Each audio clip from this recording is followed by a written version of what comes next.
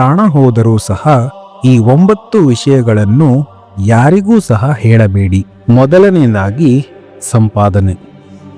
ನಮ್ಮ ಸಂಪಾದನೆಯ ಬಗ್ಗೆ ಎಂತಹ ಪರಿಸ್ಥಿತಿಯಲ್ಲೂ ಸ್ನೇಹಿತರೊಂದಿಗೆ ಆಗಲಿ ಸಂಬಂಧಿಕರೊಂದಿಗಾಗಲಿ ಯಾರ ಬಳಿಯೂ ನಮ್ಮ ಸಂಪಾದನೆಯ ಬಗ್ಗೆ ಚರ್ಚಿಸಬಾರದು.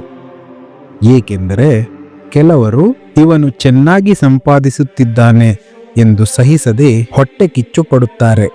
ಹಾಗೆ ಇನ್ನು ಕೆಲವರು ಇವನ ಸಂಪಾದನೆ ಇಷ್ಟೇನಾ ಎಂದು ಗೇಲಿ ಕೂಡ ಮಾಡಬಹುದು. ಇದರಿಂದ ನಿಮ್ಮ ಸಂಪಾದನೆಯ ಬಗ್ಗೆ ಯಾರೊಂದಿಗೂ ಚರ್ಚೆ ಮಾಡಬೇಡಿ. ಎರಡನೆಯದಾಗಿ ಜಗಳಗಳು. ನಮ್ಮ ಕುಟುಂಬದಲ್ಲಿ ನಡೆಯುವ ಜಗಳಗಳ ಬಗ್ಗೆ ಯಾರೊಂದಿಗೂ ಸಹ ಚರ್ಚಿಸಬಾರದು. ಹಾಗೂ ಗಂಡ ಹೆಂಡತಿಯ ಜಗಳಗಳು ಎಷ್ಟೋ ಇರುತ್ತವೆ. ಯಾವುದೇ ಜಗಳಗಳಾಗಲಿ ಬೇರೆಯವರೊಂದಿಗೆ ಚರ್ಚೆ ಮಾಡಿ ಅವರ ದೃಷ್ಟಿಯಲ್ಲಿ ನಿಮ್ಮನ್ನು ಕೀಳಾಗಿ ನೋಡುವಂತೆ ಮಾಡಬೇಡಿ. ಮೂರನೆಯದಾಗಿ ವಯಸ್ಸು. ವಯಸ್ಸಿನ ಬಗ್ಗೆ ಬೇರೆಯವರೊಂದಿಗೆ ಚರ್ಚಿಸಬಾರದು ಹಾಗೂ ಯಾರಿಗೂ ಹೇಳಬಾರದು. ಯಾವುದಾದರೂ ವೃತ್ತಿಪರ ಸಂಬಂಧಿಸಿದರೆ ದಾಖಲೆಗೋಸ್ಕರ ಮಾತ್ರ ಹೇಳಬಹುದು ಅಷ್ಟೇ. ಆದರೆ ನಮ್ಮ ಸ್ನೇಹಿತರ ಬಳಿಯಲ್ಲೂ ಸಂಬಂಧಿಕರ ಬಳಿಯಲ್ಲೂ ವಯಸ್ಸು ಹೇಳಿದರೆ ಶಾಸ್ತ್ರದ ಪ್ರಕಾರ ಆಯಸ್ಸು ಕಡಿಮೆಯಾಗುತ್ತದೆ ಎಂದು ಹಿರಿಯರು ತಿಳಿಸುತ್ತಾರೆ. ನಾಲ್ಕನೆಯದಾಗಿ ಮಂತ್ರ. ನಮ್ಮ ಬಳಿ ಇರುವ ಮಂತ್ರವನ್ನು ಮತ್ಯಾರಿಗೂ ಸಹ ಹೇಳಬಾರದೆಂದು ಹಿರಿಯರು ಹೇಳುತ್ತಾರೆ.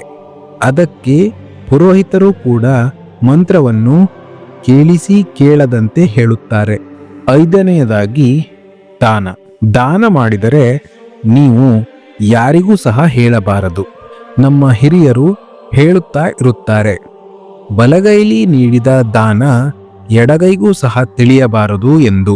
ಆರನೆಯದಾಗಿ ಸನ್ಮಾನ.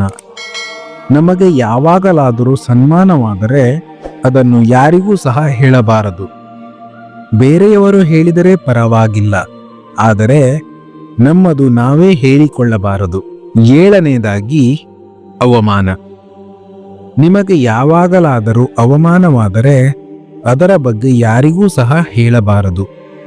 ಏಕೆಂದರೆ ಸಂದರ್ಭ ಬಂದಾಗ ಅವರು ನಿಮ್ಮನ್ನು ಅವಹೇಳನ ಮಾಡುವ ಅವಕಾಶವಿದೆ. ಎಂಟನೆಯದಾಗಿ ಔಷಧಿ.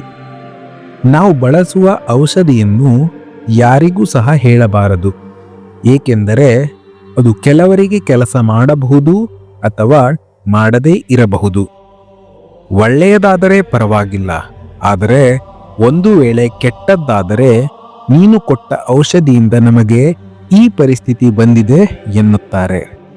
ಹಾಗಾಗಿ ಯಾರೇ ಆಗಲಿ ಔಷಧಿಯನ್ನು ವೈದ್ಯರ ಸಲಹೆಯಿಂದಲೇ ಪಡೆಯಬೇಕು. 9ನೆಯದಾಗಿ ಆಸ್ತಿಗಳು. ನಿಮಗಿರುವ ಆಸ್ತಿಗಳ ಬಗ್ಗೆ ಯಾರ ಬಳಿಯೂ ಸಹ ಚರ್ಚಿಸಬಾರದು. ಏಕೆಂದರೆ ಸಮಾಜದಲ್ಲಿ ಎಲ್ಲರೂ ಸಹ ಒಳ್ಳೆಯವರೇ ಇರುವುದಿಲ್ಲ.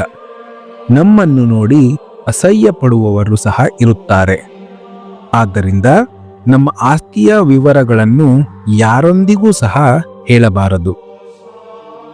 ಇದೇ ರೀತಿಯ ಇನ್ನಷ್ಟು ಹೆಚ್ಚಿನ ಮೋಟಿವೇಶನ್ಗಳಿಗಾಗಿ ನಮ್ಮ ಚಾನೆಲ್ ಅನ್ನು ಸಬ್ಸ್ಕ್ರೈಬ್ ಮಾಡಿಕೊಳ್ಳಿ. ಧನ್ಯವಾದಗಳು.